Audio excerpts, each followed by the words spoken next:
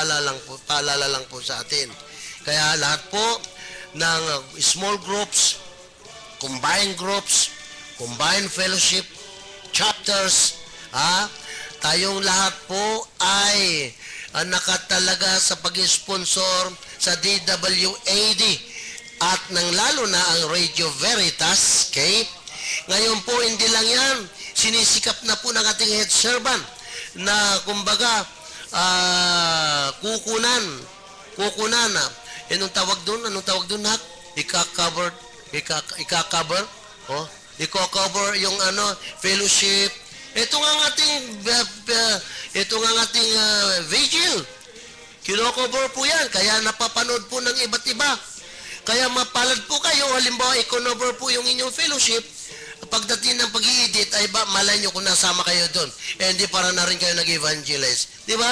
Sana po mga kapatid, sikapin po natin yan. Itong trabaho natin, itong tawag sa atin ng Panginoon. Yun lang, kamukha nito, may dalawa tayo dito, magkapatid, Itong gagawin nilang ito, apostolate man ito eh. Apostolate na. Bakit? Sila ang maghahayag ng mabuting balita. Sila ang gagamitin. Kaya yung ating pagpunta po rito, hindi po nawawalang kanyan.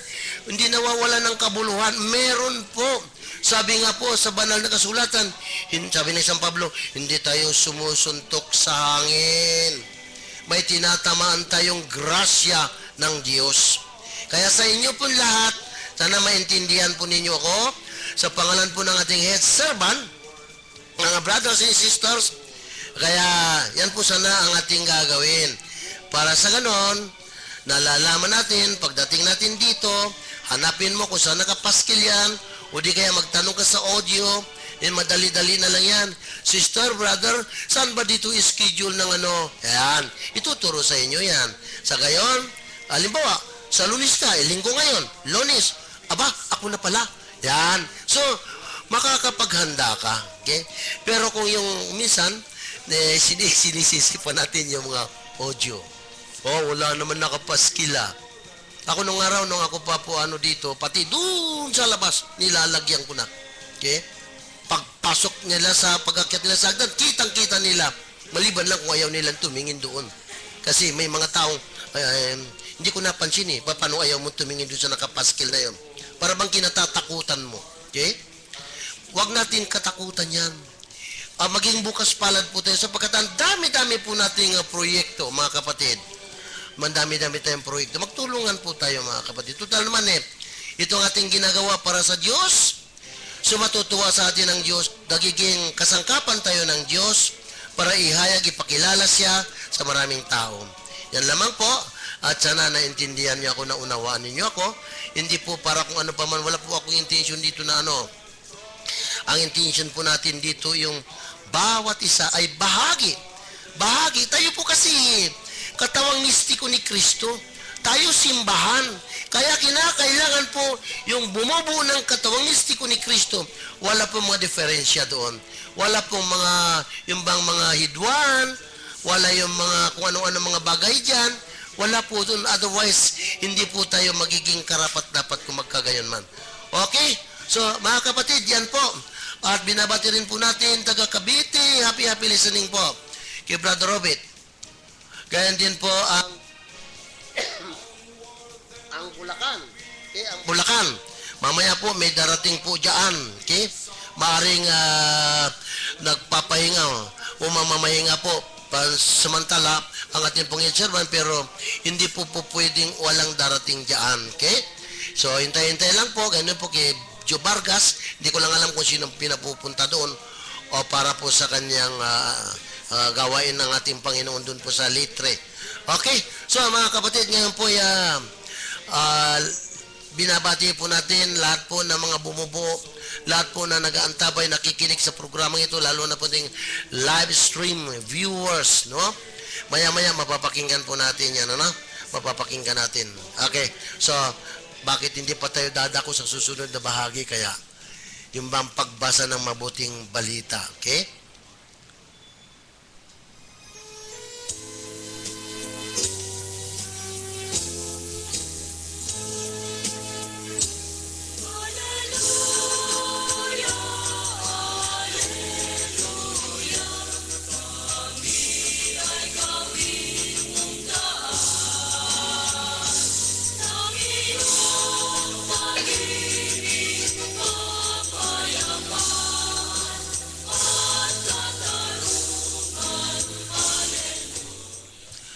Para po sa ating mabuting balita, pakinggan po natin si Sister Cecilia Gabino. Siya po ang babasa nito ng Sampaloc o Santo Domingo ba?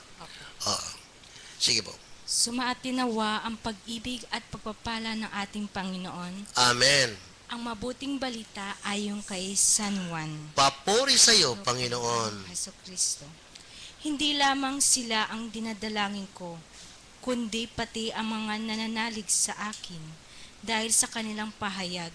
Maging isa nawa silang lahat, Ama, kung paanong ikaw ay nasa akin at ako'y nasa iyo. Gayon din naman maging isa sila sa atin, upang maniwala ang sanlibutan na ikaw ang nagsugo sa akin.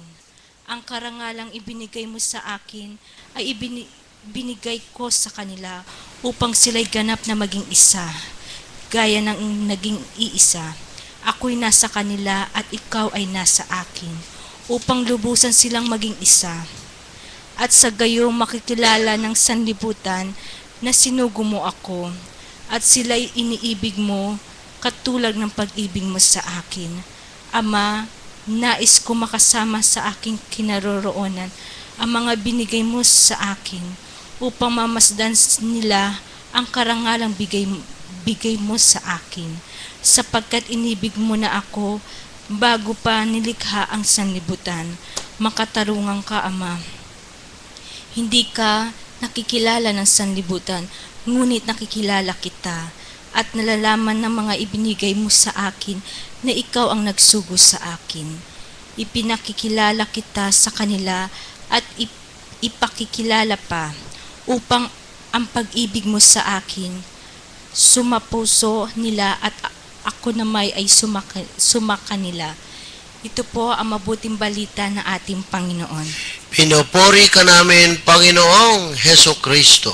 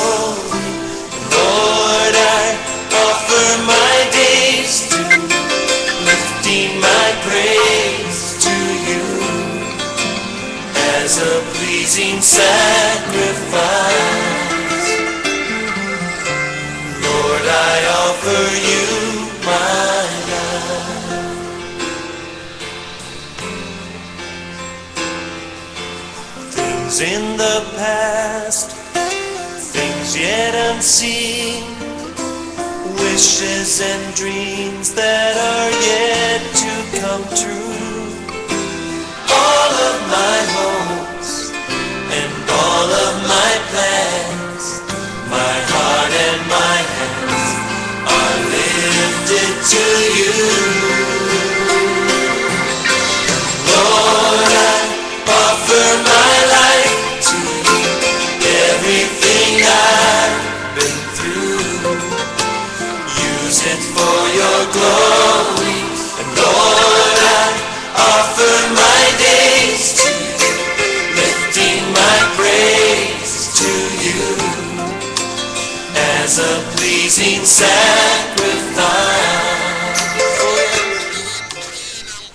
Glory to God! Glory to you, Jesus! Hallelujah! Hallelujah! With mga kapatid, napaganda naman po ang ito po yung pagpapatuloy lang ng ebanghelyong ito. Ito po yung kumbaga panalangin ni Jesus para sa kanyang mga alagad.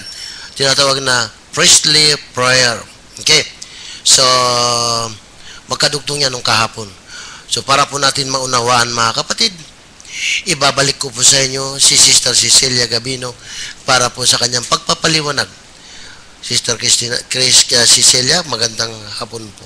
Magandang hapon po sa mga nanonood. Ang pagkakaintindi po ko sa ating gospel ngayon, Kagaya ng sinabi ng ating Ama, sinugo po niya si Hesus Kristo upang makilala natin siya dito sa sanlibutan ito. Kaya kailangan natin magsakripisyo tayo upang makasunod tayo. Lahat ng ating dinadalangin sa ating Panginoon ay alam na niya. Pero ang kailangan natin, sakripisyo at ibigay natin yung araw ng pamamahinga. At lahat po tayo iisa lamang, kagaya ng sanabi ng ating Ama na Ama, Anak at Espiritu Santo ay isa lamang. Kapag nanalig tayo sa ating Ama ay iisa lamang. At kailangan natin na ibigay natin ng buong puso ang ating sarili sa Panginoon upang makilala natin siya ng lubusan. Kagaya na sinabi ng ating Ama, gusto niya ipakilala niya ang kanyang anak na si Hesus Kristo upang lahat ng ating mga pangangailangan sa ating buhay, siya ang magbibigay. Basta magtiwala at manalig ka lang sa ating Panginoong Hesus Kristo. Yun lamang po. Amen. Maraming salamat po, Sister Cecilia, sa napaganda naman ng pagkakapaliwanag mo. At siguro wala bang kaugnayan ito sa buhay mo, anak? Itong ebanghelyong ito? Meron po. Kagaya ng sa mag-asawa po, kailangan maging isa po kayo. Kahit anuman pong pagsubok sa buhay, kahit may maraming problema sa buhay, mga problems, pero dapat maging number one mo si Lord sa buhay mo upang ang lahat ng mga pagsubok mo sa buhay at ibigay mo lahat ng mga problema mo kay Lord, hindi kayo maghihiwalay mag-asawa sapagkat si Lord ang magbibigay ng liwanag sa inyong pamilya. Kahit anong dumating na unos, problema, mga pagsubok, kailangan maging matibay ka at marunong ka magpatawad. At higit sa lahat yung pagpapatawad mo sa iyong asawa at pag-ibig mo sa asawa mo at higit sa lahat sa ating Panginoong Hesus Kristo. Yun lamang po. Amen. Maraming salamat, Sister. Ano po? Ngayon po, tatawagin po natin ang ating kapatid, Sister Cristina Arriva. Sister Cristina, ano pong masasabi ninyo? Ito ba ay mayroong kaugnayan sa inyong buhay? Itong ating ebanghelyong ito? Ang ebanghelyo po ngayon ay marami pong kaugnayan sa aking buhay. Magbabati muna po pala ako. Isang magandang hapon po sa lahat ng nakikinig ng DWAD, Healing on the Air, at sa lahat ng nakakapakinig nito. At isang magandang hapon sa kay Brother Marcelo at sa lahat po narito ngayon. Isang magandang hapon at mapagpalang hapon po sa lahat ng nakikinig. Yung ebanghelyo po ngayon ay may kaugnayan po sa aking buhay. Nung kami po ay wala pa sa ating Panginoong Diyos na buhay, magulo po ang aming buhay, wasak ang pamilya, at walang kapayapaan sa loob ng tahanan. Pero nung makilala ko po si Lord at mapanikan po kami ng ating mahal na ina, dun po binago ni Lord yung buhay namin, nagpakilala si Lord sa buhay namin. Bagamat pag sumusunod ka pala sa ating Panginoong Diyos na buhay, marami pong pagsubok sa buhay. Sabi nga, pag nakilord ka na, parang dadaan ka sa butas ng karayom. Pero pag napagtagumpayan mo po pala yung maraming pagsubok sa buhay, ang kapalit pala po pala nun ay tagumpay, mga pagpapala, biyaya na nagmumula sa ating Panginoong Diyos na buhay. Kaya nagpupuri, nagpapasalamat ako sa ating Panginoong Diyos na buhay, sa pangalawang buhay na ipinagkaloob niya sa akin, nung ako po'y nanganak ng January po, last year lang po. Ako po yung nag-inclam siya ng 200 over 110. Pero ganun pa man po, walang nangyari sa akin. Pero yung mga kasamahan ko pong nanganak doon, yung iba po nabulag. At nung ilalabas na po ang aking anak, nangitim po siya. Wala na siyang hininga, nangitim na po siya. Saan nanalig, nagtiwala lang ako sa ating Panginoon. Sabi ko, Lord, kung kukunin mo siya, kunin mo siya. Pero kung para sa akin siya, muli mo siyang bigyan ng buhay at ibigay mo siya sa akin. Sa pananalig ko sa kanya sa ating Panginoon, muli binigyan niya ito ng buhay, binigyan ng lakas. At ngayon po, na magmula nang ilabas ko siya sa ospital, wala pa po siyang absent. Kahit po bumabagyo, umuulan, nandito po kami nagpupuri, nagpapasalamat at ibinibigay ang araw ng pamamahinga sa ating Panginoong Diyos na buhay. Kaya naman maraming salamat kay Lord sa buhay at higit sa lahat sa tatay ko na pinagaling niya sa sakit sa puso na akala ko nung December 24, mawawala na siya sa amin. Pero pag nagbibigay ka para ng araw ng pamamahinga sa ating Panginoong Diyos na buhay, makakapagpatong ka ng kamay sa pamamagitan ko, pero si Lord po yun. Muli binibigyan niya ng buhay yung mga mahal mo sa buhay. At yun nga po, yung araw ng pamamahinga, kahit wala kaming pamasahe, kahit bumabagyo, umuulan yan o bumabaha man dito, patuloy kaming sumusunod sa ating Panginoon.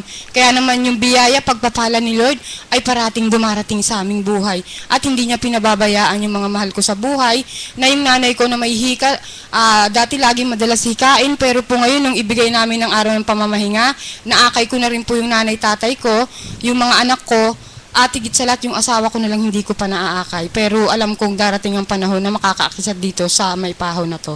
At yun nga po, nagsapapasalamat ako na nag 15 days God healing yung tatay ko na sabi ng doktor, kailangan silipin, hinihingan kami ng 50,000 pero hindi kami nagbigay at pumunta kami dito sa God healing na to. Bagamat maraming pagsubok, nandyan yung hindi siya makaakyat sa hagdanan pero pinipilit niya na makarating dito sa ating sa God healing na to. Natapos na po yung God healing na yon. Nung natapos na po yun, hindi na po siya inaatake. Nakakapunta na siya ng malayong lugar na dati hindi niya nagagawa kasi pag panik lang na hagdanan, hinihingal na siya, inaatake na siya. Ngayon po hindi na siya nakakainom ng gamot at inasa niya na lang sa ating Panginoong Diyos na buhay. Kaya nagpapasalamat ako kay Lord sa kalakasan, sa kagalingan, sa kapayapaan, sa kagalakan na pinagkakaloob niya sa bawat isa sa aming tahanan. At yung biyaya ni Lord, minsan kahit wala kang pera, pero pag nagdasal ka lang ng taimtim sa ating Panginoon, sabi nga, iniisip pa lang natin, alam na ni Lord yung mga pangangailangan ng bawat isa sa atin. At kaya naman, nagpapasalamat ako sa ating Panginoon na hindi niya kami pinababayaan, binibigyan niya kami ng lakas sa araw-araw naming buhay. At yun lamang po, at maraming salamat sa ating Panginoong Diyos na buhay. Amen. Maraming salamat sa iyo, sister. Napakaganda naman, Alam nyo, tingnan natin, napakalaki pala ang advantage kapag kaisa tayo ng Diyos, kaisa natin siya. Ibig sabihin nun, naging bukas po ang ating buong pagkatao, ang ating mga puso. At si Kristo ay winilkam natin siya nananahan. Sabi nga, ang ating katawan ay templo ng Espiritu Santo. So napakaganda pala kapag ang Diyos ay kasama mo, tulad ng sinasabi ni San Pablo Apostol, pagkaisa mo Diyos, sino pa ang makalulupig sa iyo? Kaya sa mga sandaling ito, Sister Cecilia, ano ang iba pa mga advantages na kapag kakaisa mo ang Diyos? Sabi na nananahan sa iyo ang Espiritu Santo. Meron pa bang ibang advantage na masasabi mo sa buhay mo? Ngayon, on the way kaya no? Tama ba ako? Okay. Ano ka? Nagdadalang tao ka. Ayan. Pangilan na ba yan? Mawalang galang na. Pang-apat. Very good. Very good. So, kanina nag-aanuan kami dun sa opisina. Sabi ko, ano ba ang kahulugan ng numero 4? Tapos sabi ko, ang ibig sabihin ng numero 4, kung i-convert po natin, i-convert natin dun sa banal na kasulatan, sa lumang tipan, sa bagong tipan, meron tayong 4 na ebanghelyo. So, napakaganda po yung numero yun. Okay. Ngayon, sister, ano ang maisishare mo tungkol sa kapag ang Diyos ay kaisa mo siya? Magandang hapon po sa inyo sa mga nakikinig. Kapag kaisa natin ang Panginoon, lahat ng mga pagsubok natin sa buhay, madaling lutasin sapagkat kasama mo siya. At higit sa lahat, yung mga problema man, for example, may sakuna kang mangyayari sa buhay mo, kapag kasama mo si Lord, hindi mangyayari yung mga sakuna na dapat sa iyo.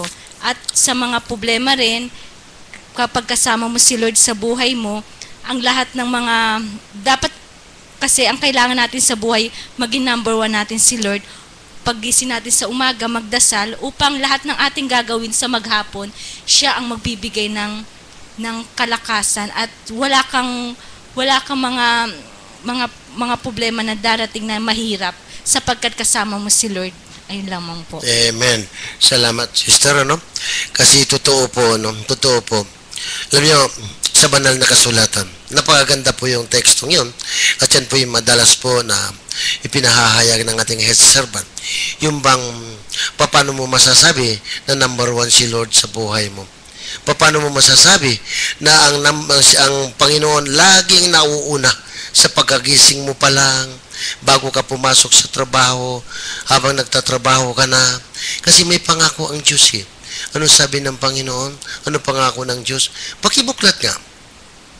Matthew chapter 6 verse 33. Matthew chapter 6 verse 33. Okay, pakibasa lang ano. May pangako doon ang Diyos. May pangako ang Diyos doon. Okay? Na kapag ka araw-araw ginagamit mo yung tekstong yan, napakaganda. Sa totoo lang po. Sige, pakibasa. 33, verse 33. No? Ngunit, pag sumakita ninyo ng higit sa lahat, ang pagharian kayo ng Diyos at mamumuhay ng ayon sa kanyang kalooban at ipagkakalob niya ang lahat ng kailangan ninyo. Ito po ang mabuting balita na ating Salamat sa Diyos. Okay, tinan mo mga kapatid, pakinggan po ninyo, no? Ito madalas natin na parang sabi niya, ilang bisis ko na nadinig yan. Pero ang tanong, ginagawa mo kaya? Yan. Kahit pa ilang bisis mo na nadinig yan, kapag hindi mo ginagawa yan. Alam mo kami napakaganda po yung slogan ni Mayor. Yung Mayor namin dito sa Caloocan, ano sabi niya? Pray hard, it works. Totoo po yun. Pag ikaw ay madasalin ka, pagkagising mo sa umaga, bukod dun sa bago ka matulog, pagkagising mo sa umaga, ang Diyos kagad ang kausap mo. Ha? Ibig sabihin nun, ikaw ay laging kaugnay, kaulayaw ng Panginoon, ginagawa mo number one, ang Diyos, at pinipilit mo mamuhay ayon sa kanyang kalooban. Tandaan mo, kapatid, yung pangangailangan mo, ikukusa na lang, hindi mo mamamalayan, ibibigay na sa iyo ng Diyos. Yan po ang napakaganda. Kaya sabi nga ng ating servant, kinakailangan po ang Diyos laging number one sa buhay natin. Huwag yung, minsan puntahan mo nga doon, ninang mo. Baka gising na. Sasabihin ng bata, ano gagawin ko dito? Itanong mo kung ano lumabas na numero, baka nanalo na tayo. Mayroon mo yan. Di ba? Ano ibig mo sabihin? Kanino ka na umasa? Kanino ka na kasandal? Ha? Iyon po, kapag ang tao walang ugnayan sa Panginoon, kahit na nagsisimba ka linggo-linggo, kapag ka wala kang relasyon sa Panginoon, sapagkat ang ginagawa mo lang ay magsimba, bahay, simbahan, simbahan, bahay, ngunit wala nababago sa iyo, kapatid, wala ka pa ring matatag na kaugnayan sa Diyos na buhay. Ano masasabi mo, bigyan mo naman doon kay Sister Christina Riba? Pagkaugnay tayo ng ating Panginoon Diyos na buhay, sabi nga ang lahat ng pangangailangan natin ay kaagapay natin at katulong natin sa buhay natin ang ating Panginoon. Kung ano man yung hinihiling natin, sabi nga huwag tayong magbagabag at nandyan ang ating Panginoon. Ang lahat ng ating pangangailangan ay ipagkakalob na sa bawat isa na tumutugon at gumaganap sa kanyang kalooban. Yun lang. Amen. Totoo po yun. Kapag naka-okay, kumbaga, si Lord nananana sa puso mo, no? Wala ka nang, ano pang intindihin mo? Wala na. Sabi nga ng ating salmo. Ano ba yung salmo natin? Ano ba yung salmo natin? Yung ating credo, ano ba yun? Ang awit 23. Ano sinasabi doon? Ang ganda-ganda po. Ang sabi po doon, si Yahweh ang aking pastol, hindi na ako magkukulang. Ibig sabihin nun, kapag ka si Lord ang inari mong pastol, si Lord na ang kakalinga sa iyo, hindi yung material na bagay, tinalaga mo na sarili mo, Lord, ikaw nang bahala sa buhay ko, ba't ako gagawin kita number one? Sabi doon, hindi na ako magkukulang. Bakit? Kasi nakahanda na eh. Napakabuti ng Diyos eh. Yung mga taong ginagawa siya number one, nakahanda na yung, alam niya na kung ano pangangailangan mo eh. Alam niya na. Kaya ito ang pinagpipilitan ng Panginoon, si Jesus, na kanyang panalangin sa Ama, kung paano ikaw ay sumasa akin at ako'y sumasa iyo, nais ko rin na tayo ay sa kanila at sa atin sila. Yun ang gusto ng Panginoon. Yung meron tayong vital relationship. Buhay na ugnayan. Kapatid, wala kang pera, wala kang salat ka sa material na bagay, subalit kung ang Diyos ay number one sa buhay mo, wala ka ng kaproble-problema. Pagkat mayroong nakalaan. Napakabuti ng Diyos, pag ginuuna mo siya, pinupuri mo siya, sinasamba mo at lagi ka nagpapasalamat, kapatid, laging nakaredy po ibibigay sa iyo ng Panginoon. Amen ba? Sa pang-apat mo nang isisi lang yan. Pang-apat na ba? Pang-lima? Pang-apat. Ano-ano? May nag-aaral ka na ba, anak? Sa ngayon po, pasukan, di ba? Maraming problema yan. Pa-enrollment. Maraming problema. Pero sa mga anak ng Diyos, na itinalaga niya na ang Diyos na manahan sa Kanya, may problema pa ba? Wala na po.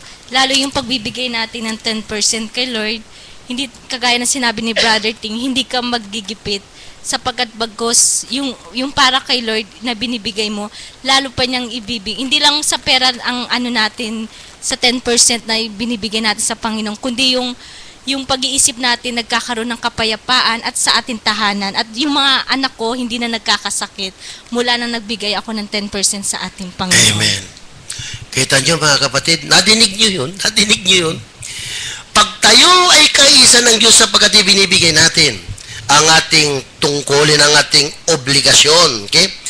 Hindi obligasyon lang na para obligado ka lang. Hindi po. Sapagkat yan po, kung meron nagsasabi na sinasansala itong Malakay o Malakias sa 3 na ito, yan po'y nakalagay po sa banal na kasulatan. Anong gusto niyo mangyari? Hindi na pala ito uso. Depunitin na natin yan, tanggalin na natin kayayaan.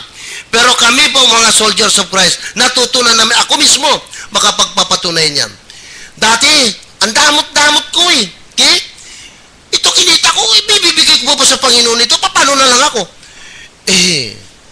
Pero nang mapakinggan ko po yung Malakas 3 na yun, madalas pala dinadaya ko Diyos. Kasi pag dinadaya mo Diyos, hindi mo kaisa ang Diyos. At ang Diyos ay gusto niyang makaisa ka. Kaya ano pang nangyari nung gawin ko po yun? Yung gawin ko po yun. Yung, biro mo, out of 100, magkano sa'yo? Out of 100%, magkano sa'yo? 90%. Kay Lord, magkano lang? 10% lang. Sino lamang? Di ba tayo? Tapos kumisan ninanakaw pa natin Nagsisinungaling pa tayo Kaya kung nagdaranas po tayo ng pagdarahop, nagdaranas po tayo ng kawalan, kakapusan, sapagkat hindi tayo sumusunod sa kalooban ng Diyos. Hindi natin inilalagay ang Diyos sa buhay natin. Subukan niyo mga kapatid, makiisa tayo lahat sa Diyos.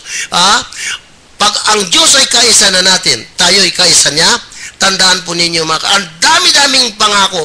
Niwala kayo mga kapatid.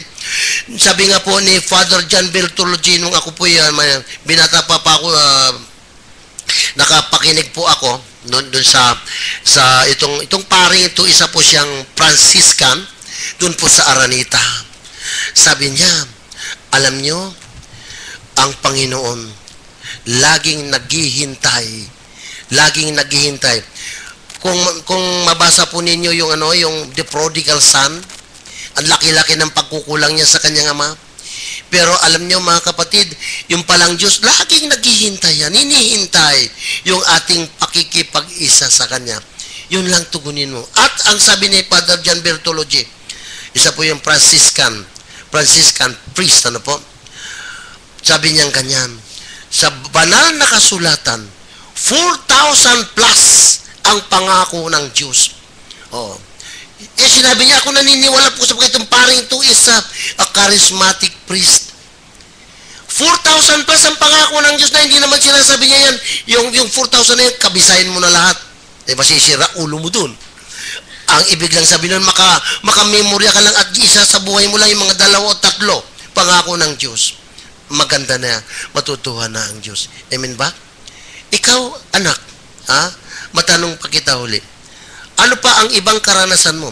Nung ikaw ay kaisa mo ng Diyos, sabi mo nga ibinibigay mo na talaga yung dapat ibigay sa Panginoon. Dati baka dinadaya mo pa, baka alanganin ka pa magbigay. Alam niyo, pag nagbibigay ka, pag binibigay mong obligasyon mo sa Kanya, ito'y paglalarawan din na kaisa mo ang Diyos at kaisa ka ng Diyos. Ano pa masasabi mo? Mula nang nagbigay ako, dati kasi mga anak ko nagkakasakit, pero ngayon, mga 1 taon na silang hindi nagkakasakit. Ayun ang pasasalamat ko kay Lord. Kahit hindi niya ibalik yung binigay kong pera, basta yung kapayapaan sa amin tahanan. At higit sa lahat, yung buhay na binibigay niya sa amin sa araw-araw, lalo na sa aking asawa. Yun lamang po. Amen. Sabi ni sister kanina, dati po, nung hindi po, wala pa sila sa community ito. Okay? Ang gulo-gulo ng bahay. Siguro, away-away, di ba? Sabagay sa mag-asawa, hindi mo mayalis yan. Talagang meron mga discussion, yung maalis yan. Pero kapag sobra na, ay hindi na ano yun. Talagang ginugulo na tayo ni Satanas. Kaya lang tayo guguluhin ni Satanas sapagkat wala sa atin ang presensya ng Diyos.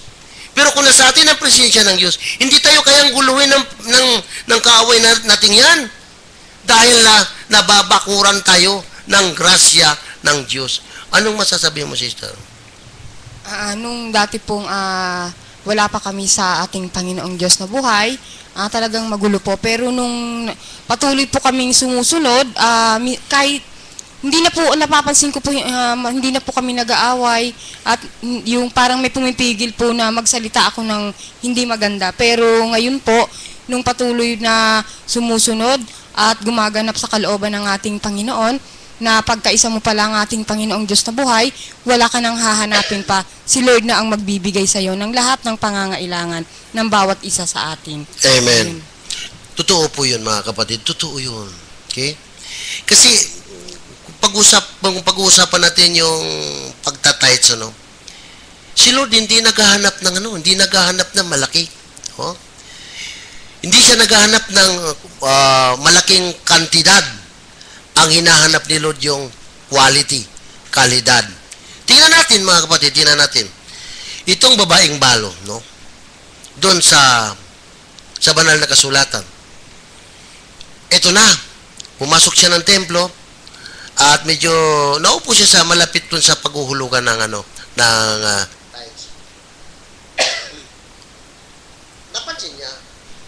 Napansin niya, marami naghuhulog. Ala, siguro baka ginaganon-ganon pa, pinapagpagpa para lang makita, ba? Para masabi, ang laki naman ng hinulog noon. Yung mga ganon, Pero itong babaeng balong to, dalawang kusing na lang. Na kung tawagin po yan sa banal na kasulatan, yun daw yung dalawang kusing, yun ang pinakamababang halaga ng pera ng mga Hudyo, na kung tawagin yan ay lipta. Lipta. Sipin nyo dalawang kusina lang.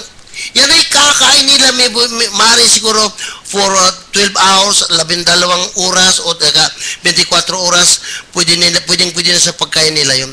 Alam nyo, ang ginawa nitong babaeng balo, sapagkat alam niya, hindi siya pababayan ng kanyang Diyos, hindi siya gugutumin ng kanyang Diyos, hindi siya pahirapan ng kanyang Diyos. Anong ginawa niya? Kinuha yung dalawang kusing, palihimpang inihulog doon sa lalagyan ng tithings, ng tithes. So, nandun. Kaya nung makita ni Kristo, sabi niya sa mga alagad niya, halika kayo rito. Nakikita niyo yung babaeng balong yan? Naghulog ng dalawang kusing lang. Sino kaya ang mas malaking inulog? Yung mga buo-buo o itong babae? Of course, sa atin pong Panginoon, sabi niya, itong babaeng ito, naghulog ng 100%. Sapagkat wala na siyang itinira. Wala na siyang itinira. Hindi niya na inisip na wala na kaming kakainin. Pero dahil sa itinudo niya, dahil sa kanyang pagtanaw ng malaking ugnayan niya sa Diyos, malaking pagtitiwala niya sa Diyos, kaya sabi ni Kristo, itong babaeng balong to, mag-uuwi ng maraming biyaya. Unlike dun sa mga naguhulog na napakalalaki, mga sobra lang budget yun eh. Subukan mo. Pag ang budget nila hindi sobra-sobra, buti kung maghulog yan. Di ba? So itong babaeng ito, dadalawang kusing na lang, ginawa niya, hinulog niya pa, sapagkat malaki ang kanyang tiwala sa kanyang Diyos, dahil sa siya ay may kaisahan, may pakikipag-isa sa Diyos. Ito ang gusto ng ating Panginoon. Pag makaisa natin ng Panginoon, wala na tayong kaproblema. Sagot tayo ng Diyos. Yes, sister? Baka meron kang sasabihin pa? Kaya po, sumunod na tayo sa ating Panginoon. At pagkaisa natin ang ating Panginoong Diyos na buhay, sabi nga hindi na tayo mangangamba, hindi na tayo matatakot dahil si Lord na ang magbibigay ng lahat ng pangangailangan natin. Kaya sumunod na tayo sa kalooban ng ating Panginoong Diyos na buhay. Yun lamang po at isang... Baka meron kang iwanan na magandang pagnilayan. Sa mga nakikinig, kailangan natin sumunod sa ating Panginoon at ibigay natin yung 10% sa ating Panginoon at higit sa lahat yung araw ng pamamahinga, ibigay natin upang lahat ng ating pangangailangan sa ating buhay, siya ang magbibigay at yung kalakasan, siya rin po ang magbibigay sa bawat isa po. Ayun lamang po. Amen. Maraming salamat sa iyo, sa inyong dalawa. Maraming salamat po. Nailarawan ninyo kung gaano kahalaga ang pagkaisa mo, Diyos.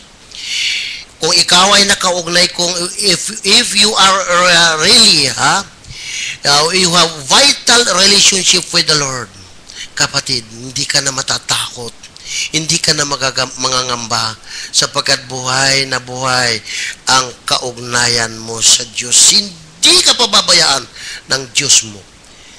Ando doon yung kanyang sabi nga niya sa Isaiah 49, malilimot pa ba ng Diyos? Malilimot ko pa ba?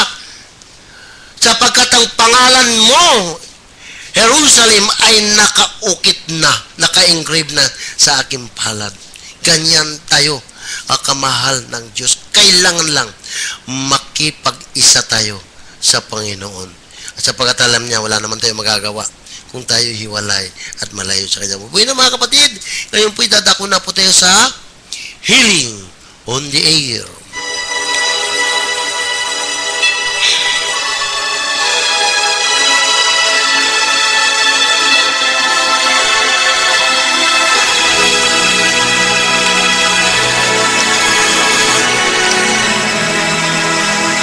Daki na nga mga makapangyarihan sa lahat. Maraming salamat, Lord. Isa na namang magandang episode na kaloob mo sa mga anak mo, Panginoon. Kaya nga nag-struggle ka, Lord God, sa pamamagitan ng panalangin mo sa Ama. Kausap mo ang iyong Ama na nais mo makaisa kami, manahan kami, makapanahan kayo sa puso namin. At gayon din naman kayo, kami ay sa inyo. Anong laking katiyakan na kapag ka pala kaisa ka namin at kaisa ninyo kami, Panginoon. Kaya Lord, sa mga sandaling ito, bilang kayo na po ang nangangasiwa ng aming buhay, Lord, itinataas ko po sa iyo, Lord God, ang community ito na nakikipaglaban po hanggang sa mga panahon ito, laban po sa RHB. Panginoon, tulungan mo kami, Lord, in support bilang suporta doon sa sinabi mong magpakarami kayo. Yes, Lord. Tsak po, Panginoon, kami pong naninindigan dito, pawang mga pro-life. Mahalaga sa amin ang buhay, sapagkat yung buhay na yan ay galing sa iyo at ikaw po ang may-ari. Nawa, Panginoon, dagdagan mo pa ang aming lalim ng paninindigan laban dito sa RH bill na ito. Panginoon, itinataas ko rin po sa iyo ang aming head servant, si Brother Alberto Ting Arcadio. Lord, mula sa karamihan, pinili mo siya, Panginoon. Ipinili mo upang italaga sa community ito, Lord God. Sapagkat nakita mo, Panginoon, sa kanyang kalooban, naroroon po ang kanyang katapatan, Panginoon. Ang pagiging tunay at totoong lingkod mo, O Diyos. Kaya sa mga sandaling ito, Panginoon, ibuhos mo sa kanya, Panginoon, ang iyong banal na Espiritu Santo. Patatagin mo, Lord God. Bigyan mo pa, Lord, ng extension of life upang marami pang mapangasiwaan niya, Panginoon. Ibigay mo pa sa kanya, Lord, ang lalong mas matatag o mas magandang kalusugan. Yes, Lord. Naniniwala kami, hindi po imposible sa iyo ito. Ikaw ang pumili, ikaw ang humirang sa Kanya para siya ang magiging kinatawan mo dito sa community ito. Ngayon din po ang Kanyang may bahay. Kung nag-aalala man, alisin mo po yun, Panginoon. At itinataas ko rin sa iyo, Sister Carol Tan, ang kanyang sambahayan. John James Sulapco, Eli Belianca, Baby Maniflor, Nilda Dantian family, Alice Samson and family. Yan din si Dio Gracias Timakulot, ang kanyang pamilya, Lucy, John Johnson. Yan din po, Lord, si Arlene Inieres, Melanie Said, Lord God, nawa, Lord, hiwalayan na siya ng mapaglarong masamang espiritu sa kanyang isipan. Kaya din po hindi tinataas ko rin si A.D. Ellen Ebias and family, Permin Morano, Gaudicia Morano, Melody Morano, Ana Rocial Saboni Copeno, Vanessa Copeno, Mark Anthony, Betty Feliciano, Luisa Gatchalian, Robby Magtuto, Ricardo Nicdawan, Silya Nicdao. Yan din, Panginoon, si Abigail Aguilar, Lita Mulano, Abigail Mulano, Matt San Juan and family, Luz de Leon and family, John Jimena and family, Joey Velasco and family, Grace Joy Velasco. Yan din, Panginoon, tinataas ko rin po sa iyo, Lord, si Celia de la Cruz na itinalaga mo, Panginoon, bilang overall coordinator. 10 ng kanyang mga apo, mga anak, Lord God, in the name of Jesus. Touch them simultaneous and bless them, Lord, in the name of Jesus. Yan din po si Delia Hamero, Rose Albacino, Perlita Angog, Ria Rico, Ann Ortiguera, Joey Lapera, Orly Alice Peña and family, Jose Garcia and family, Domingo Hernandez, Hermenia Hernandez. Tinataas ko rin sa iyo, Lord, aming kapatid na naging kasangkapan mo po siya, Milagros Ventura, at Sister Maria Victoria Evangelista. Lord, itong dalawang ito, napakatatag, Lord, sapagkat ang nagpapatatag ay pakikipag-isa nila sa iyo. At patuloy mo pa, Panginoon, ipagkaloob sa kanila ang magandang kalusugan. Yan po si Jojo de Jesus and family at lahat po ng Bulacan Boys and Bulacan Girls. Itinataas ko rin sa iyo, Panginoon, si Alice Jane, John Leno Grace, Presbyterian Arkel Miguel Malnes. Itinataas ko rin sa iyo, Lord, si aking kapatid na si Pansyang Rigazzo, Lord, hindi lingid sa iyong kaalaman, Panginoon, at ang buong kanyang sambayan. Ngayon din, Lord, si Maricel Ronald R.J. Rochelle Pauline Rigazzo, at yan din si Angelica Rosadia, Panginoon, in the name of Jesus, wag mo pong pababayaan. Ngayon din ang Golden Chronica Publishing, sina Eddie Ebamen, Alvin, Clarice Laurel Rivera family, Pesuilo family. Gayon din po si Rolanda Sibilia at ang kanyang pamilya. Gayon din, Lord, si Rodwell Pradihas at ang kanyang kaisa-isang anak ng kanyang may bahay, Joy Pradihas. Si Ninita Samson Anit Cantuna, aning Taglilawan family. Si Nida Luxin at ang kanyang anak na for the second time na kukuha ng examination sa nursing. Lord, tulungan mo, Panginoon. Gayon din, Lord, si Nita San Juan, Hannah Faye Dairo, Princess William Dante, Ray and Annalyn Bass, Rachel Lanzaruti, kandi po si Raf Nicole Ricanya, John Paulo Odeber, Cristina Mejia, Roberto Gallardo, Alexander Odeber, Juan Grace Odeber, Francisco Torres and Francisca Torres. Tinataas ko rin sa iyo, Lord, si Alicia Pisado, Nicole Francisco, Francis Maniflor. Gayon din po si Irene Viray at gayon din doon si May Dula. Obet tinumpit ang kanyang sambahayan in the name of Jesus of Nazareth. Itinataas ko rin sa iyo, Lord God, si Adrian Polgueras, Ernesto Polgueras, Father Dante de la Cruz ng Uraparuco ng Sulano, Cagayan. Itinataas ko rin sa iyo si Rebecca Luz, kung ano man loob bumabagabag sa kanyang isipan. Lord God, i-clear out mo po. Ganun din po si Dr. Valentin Lim. And then si Irene Francisco Divina Gracia Claudio, cancer victim po sa matres. Ganun din po si Laniel Cabayana at si Reynard Arios, Renian Nua at Rio Gabriel Palinis. Lord, ang lahat ng mga pangalan na yun, Lord, umaasa ko sa mga kamay mo, ipagkakaloob mo ang kanilang mga kahilingan. At marami pa pong mga pangalan, Lord, na ililift up sa iyong banal na harapan. Patuloy namin, Panginoon, tinataas ang aming mga live stream viewers, Lord. Ano man po yung kanilang kahilingan, nawa ay pagkaloob mo po sa bawat isa na nanonood at nakikinig ngayon. Sila Shirley Yap, Rowena Tan, Carmela Romera, Elisa Nicolas, Cathy Tinumpit, Melody Morano, Lorna Cantero, J.R. Maginang, at para po sa patuloy na kagalingan nila Chris Ann Malabanan, Cindy Kama, Angie Malabanan, Robert Navarra, Zenaida Kalakday, J.R. Maginang at Naoki Osako. Patuloy din po namin tinataas, Panginoon, na nawa ay inyo pong pagkalooban ng anak, sila Sister Elisa Nicolas, Rowena Perol at Ruby Magtoto. Patuloy, Panginoon, tinataas po namin ang special intentions nila Eduardo Maginang and family, Banson family, Samson family, Susan Barikawa, Linda Neddy and family, Baby Jaden, Santolan Group, Jester Victorino, Joanna Flores, KG Awyagi and family, Edgar Cueva, Mucha Montilla, Neri Mata, Ray Cipriano, Eden Pajares, Cesar Artigas, Shirley Cantero, Farvey Gashas, Janice, Janet Jane and Jan Lee Yap, Shirley Kachi Yap and family, Lorna Laude and family, Leonor Canlas and family, Josephine Lucio and family, Christina Amante and family, John Michael Bolanos, Edwin Gudran and family, Remedios Peralta and family, Haron Montemayor and family, Eric Maginang and family, Edwin Efren Ronnie, Rosemary and Eric Maginang and family, Mercy Carino and family,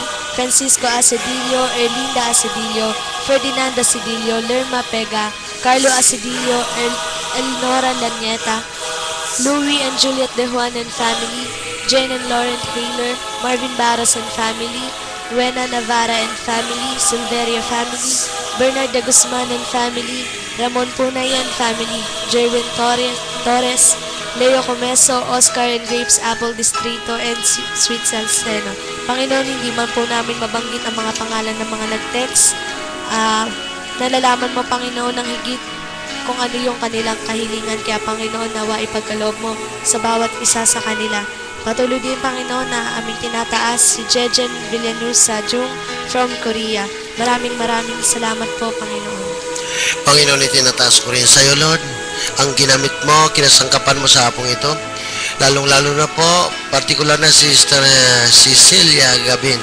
Siya po ay nagdadalang tao na wow. Lord, tulungan mo, Panginoon. Dalangin ko, Lord, na hindi siya mahihirapan sa kanyang pagsilang, sa kanyang babying na ngayon ay nasa kanyang sinapupunan. Naniniwala ko, Lord, na ito'y isisilang niya na maluwalhati. Kaya hindi po, si Christina Riva, na isa rin sa ginamit mo sa hapong ito, nawa, Lord, tulad ng binanggit niya, dati hindi pa siya kabilang dito sa Soldiers of Christ, napakagulo ng kanyang pamamahay. Pero ngayon, Lord, dahil sa kabilang siya dito sa kongregasyong ito, naging payapa po at nawa at lahat po na nakapakinig, ganun pala kahalaga ang pakikipag-isa sa Panginoon. Tinataas ko rin sa iyo, Panginoon, ang Diocese of Caloocan na sa panguna po ng aming Bishop Deogracias Iñiguez at lahat po ng mga kaparian, Panginoon, na nasasakupan ng diocese na ito.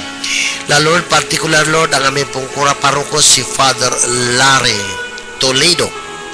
In the name of Jesus, Lord, lagi mo po siyang bibigyan ng sound mind and sound health at laging lalong mas malinaw na kaisipan. Bilang aming kura paroko, Panginoon, tulungan mo po siya, Panginoon. Lalo na po nalalapit na ng tag-ulan. Hindi lingid sa iyong kaalaman, Lord God, ng simbahang pinangangasiwaan niya, Panginoon, ay may sibol binabaha.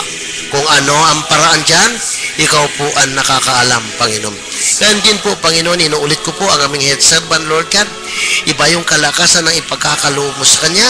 At kaya din po ang aming spiritual director, Bishop Ted Bacani. Nawa, Lord, sa pamamagitan ng Kanyang pagbibigay ng mga instruction of formation, nawa, Lord, patuloy mo siyang gamitin. Tinataas ko rin siya, Lord.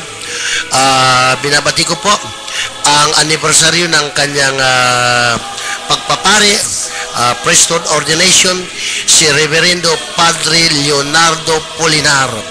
Nawa, Lord, ginamit mo siya, Panginoon, upang ang charismatic dito sa Pilipinas na siya po ang nagpilit at nagsikap palaganapin ang lahat ng ito. Kung meron man na buong malalaking community, kongregasyon, sapagkat bahagi po si Father Pulinar. At nawa, Lord, dagdagan mo pa ang kanyang buhay, extend mo pa, Panginoon, upang marami pang makinabang sa kanyang mga aral at katuruan in the name of Jesus. At alam ko, Lord, ginagamit mo at kinakasangkapan mo siya. Lahat po ng mga taga-patching priest, ang mga nakatakdang i-ordain, Lord God, kailangan ang mga pari in the name of Jesus.